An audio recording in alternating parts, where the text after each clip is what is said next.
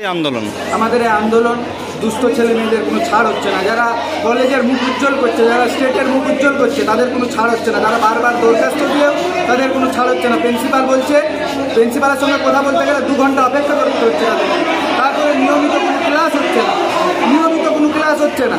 একজন অধ্যাপক আছে ফিজিক্সের, বসন্ত বলে, তার ডিপার্টমেন্টে কোনোদিন ক্লাস করেনি, অথচ প্রিন্সিপালের সঙ্গে যত বিল্ডিংয়ের কাজ সবই করে যাচ্ছে।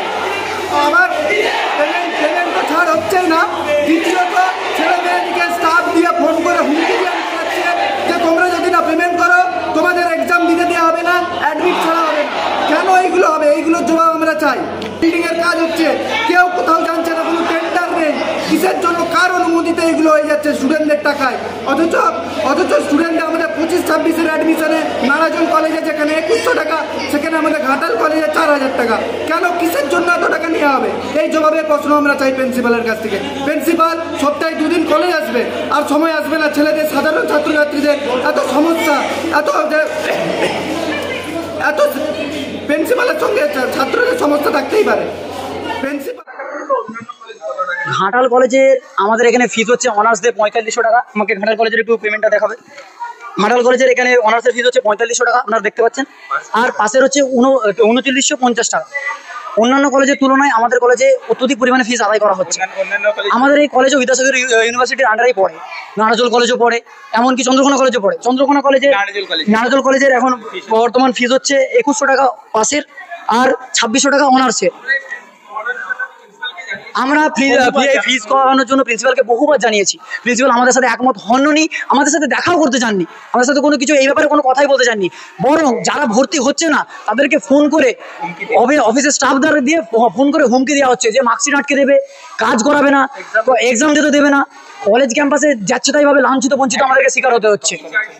আমরা চাইছি এই ফিসকে যতটা সম্ভব নিম্নতর করে আনা হোক, নিয়মিত কলেজে ক্লাস হোক। ক্লাস হচ্ছে না, আমাদের কিছুদিন পর আর 2nd সেমিস্টারের এক্সাম, আমরা কিছুই প্রিপারেশন নিই না। এবার যদি ফেল করি আমরা 10 টাকার, তাহলে বলবে ছাত্রছাত্রীরা ক্লাস করছে না, কিন্তু আমাদের ক্লাসই হচ্ছে না ঠিকভাবে।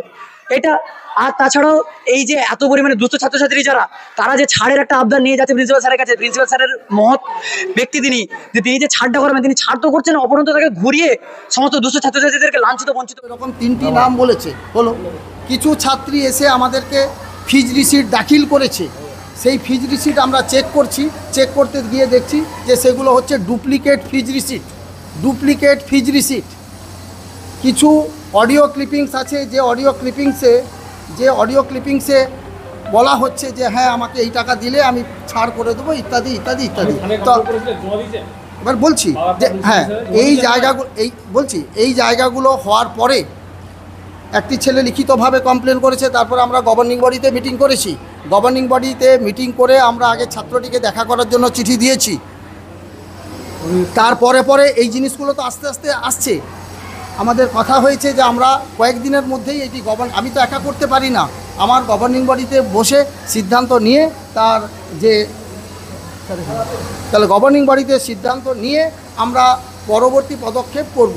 যে কারণে আমার গভর্নিং বডি যেটা বলেছিলেন যে ছাড়ের জন্য যে আবেদনগুলি এখন সরাসরি আপনার কাছে আসবে, সেইগুলির গুরুত্ব বিবেচনা করে প্রয়োজনীয়তা বুঝে আপনি করবেন। ফলে আমাদের যে ছাড়ের ব্যাপারটা পুরোপুরি বন্ধ আছে সেটা কিন্তু নয়, কিন্তু ছাড় নিয়ে একটা বিশৃঙ্খলা তৈরি হয়েছে।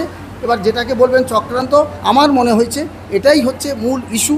সেই মূল ইস্যুটাকে অ্যাড্রেস করার জন্য অনেক ইস্যু আমার কাছে আসবে। তাহলে আমাকে এখন প্রমাণ করতে হবে আমি আমার যতদিন কলেজে আসার কথা সেই দিনগুলো আমি কলেজে আসি কি না।